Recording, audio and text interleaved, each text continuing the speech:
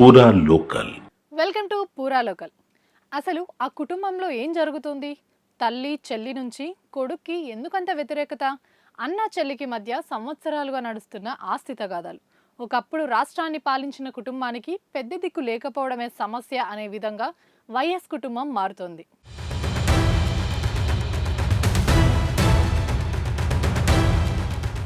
దివంగత నేత వైఎస్ రాజశేఖర రెడ్డి హఠాత్ మరణం తర్వాత ఆయన కుటుంబం మొత్తం ఒక్కటే నిలిచింది.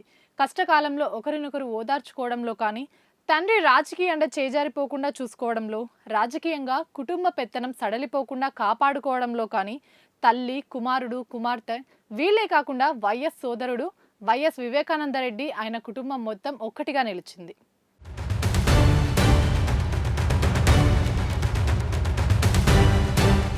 అప్పుడు ఉమ్మడి రాష్ట్రంగా ఉన్న ఆంధ్రప్రదేశ్లో తమ కుటుంబ పొలిటికల్ ప్లేస్ను వైఎస్ ఫ్యామిలీ కాపాడుకుంది. తండ్రి స్థానంలో తనను కూర్చోపెట్టేందుకు కాంగ్రెస్ అధిష్టానం నిరాకరించడంతో అలిగి ఆగ్రహించిన జగన్ కుటుంబంతో సహా కాంగ్రెస్కు గుడ్ బై చెప్పేశారు. తన సొంతంగా వైఎస్ఆర్ కాంగ్రెస్ పార్టీని స్థాపించి ఆ పార్టీ అధినేతగా తన సొంత రాజకీయ ప్రయాణం ఆరంభించారు. 2014 ఎన్నికల్లో పరిస్థితులు అనుకూలించగా విపక్ష నేతగా వ్యవహరించాల్సిన జగన్ అసెంబ్లీని బాయ్కాట్ చేసి పాదయాత్ర, ఓదార్పు యాత్ర అంటూ నిత్యం జనంలోనే గడిపారు. అక్రమాస్తుల కేసులో జగన్ జైలుకు వెళ్లడం అనేది ఆయన రాజకీయ భవిష్యత్తులో ఒక మలుపని చెప్పుకోవచ్చు. జగన్ జైల్లో ఉన్న సమయంలో జగనన్న వదిలిన బాణాన్ని అంటూ షర్మిల చేసిన ప్రచారం, ప్రసంగాలు, కుమారుడి కోసం జగన్ తల్లి విజయమ్మ రోడ్డుపై బైఠాయించి మరీ తెలిపిన నిరసనలు జగన్కు బాగా కలిసి వచ్చాయి. దీనికి తోడు తండ్రి వైఎస్ రాజశేఖర రెడ్డిపై జనంలో ఉన్న అభిమానానికి సరిగ్గా 2019 ఎన్నికలకు ముందు జగన్పై జరిగిన కోడికత్తి దాడి, బాబాయ్ వైఎస్ వివేకానందరెడ్డి హత్య వంటి ఘటనలు జగన్కు ప్లస్ అయ్యి అధికారంలోకి వచ్చారు.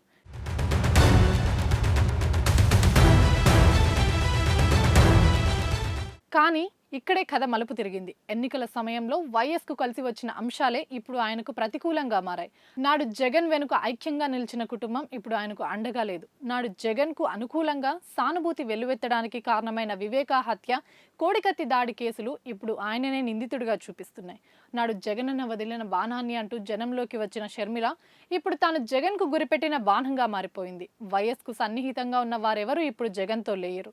వైఎస్కు సన్నిహితుడైన విజయసాయిరెడ్డి తాజాగా షర్మిలను కలిసినట్టు వార్తలు వినిపిస్తున్నాయి.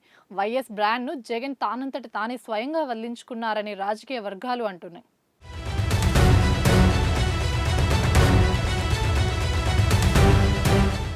తాజాగా వైఎస్ కుటుంబంలోని ఆస్తి వ్యవహారం మరోసారి తెరపైకి వచ్చింది. తన కుమారుడు జగన్, కోడలు భారతి చేస్తున్న ఆరోపణలను ఖండిస్తూ వైఎస్ విజయమ్మ కౌంటర్ దాఖలు చేశారు.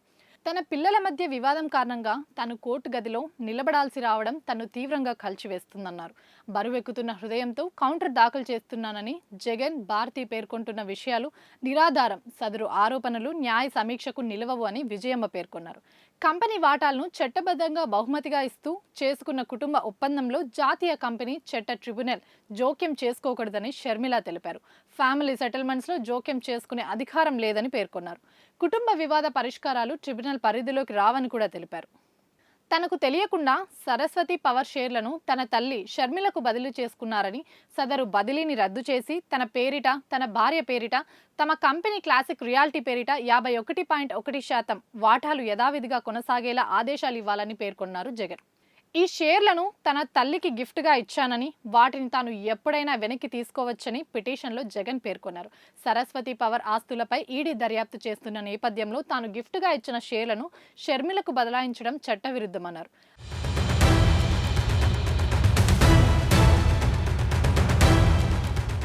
అయితే రాజకీయ ఉద్దేశాలు, కారణాలతోనే జగన్ ఎన్సీఎల్టీలో తప్పుడు కేసులు వేశారని, కుటుంబ వివాదాన్ని కంపెనీ వివాదంగా మార్చారని విజయలక్ష్మి, షర్మిల తెలిపారు.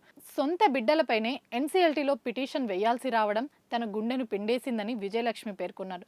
2019 ఆగస్టు 31 తేదీన కుటుంబ షేర్లు బదలాయింపు అంతా చట్ట ప్రకారమే జరిగిందని వెల్లడించారు.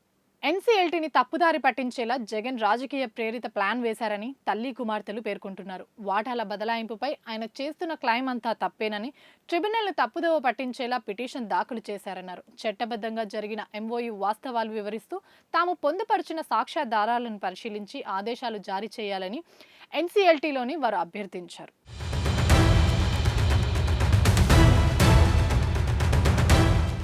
ఇవి ఇప్పటివరకు ఉన్న అప్డేట్స్. మరిన్ని అప్డేట్స్ కోసం చూస్తున్నానండి పూరా లోకల్.